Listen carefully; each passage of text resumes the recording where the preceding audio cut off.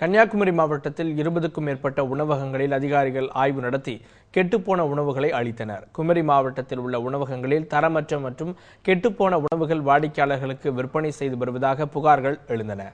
இதனையடுத்து மாவட்ட உணவு பாதுகாப்புத்துறை அதிகாரிகள் நாகர்கோவில் மணிமேடை சந்திப்பு மாவட்ட ஆட்சியர் அலுவலக பகுதியில் உள்ள சைவ மற்றும் அசைவ உணவகங்களில் நேற்று அதிரடி சோதனை நடத்தினர். அசைவ உணவகங்களில் பல நாட்களாக பாதுகாப்பாக வைக்கப்பட்டிருந்த கெட்டுப்போன கோழி மற்றும் உணவுப் பொருட்களை அதிகாரிகள் அளித்தனர்.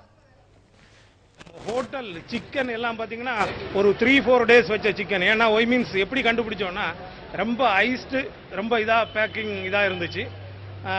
இன்னொன்று என்னென்னா ரொம்ப அதை கெட்டுப்போன ரொம்ப ஸ்மெல் பயங்கரமான ஸ்மெல் ஆகும், ஃபால்ஸ் ஸ்மெல் ஆகும், ரொம்ப கண்டேஜியஸ். இது இந்த இதுகளை கண்டிப்பாக கொடுத்தால் சுகாதாரமற்ற மட்டுமல்ல, மக்களுக்கு கண்டிப்பாக ஃபுட் பாய்சனுக்கான வாய்ப்புகள் அதிகமான பொருட்கள் தான் அவங்க வச்சிருந்தாங்க. அதனால தான் we have destroyed those things and severe action அவங்க மேலே எடுக்கிறதுக்கு நாங்கள் இது பண்ணியிருக்கிறோம். இதுபோன்று சைவ உணவகங்களில் இருந்து தரமற்ற மற்றும் திறந்த நிலையில் மொய்த்துக் கொண்டிருந்த உணவுகளை மற்றும் அஜினமோட்டோ பயன்படுத்தி செய்யப்பட்ட உணவுகளையும் அதிகாரிகள் அளித்தனர். ஒரு சில உணவகங்களுக்கு எச்சரிக்கை விடுக்கப்பட்டுள்ளதாகவும் சில நிறுவனங்கள் மீது நடவடிக்கை எடுக்கப்பட்டுள்ளதாகவும் அதிகாரிகள் தெரிவித்தனர்.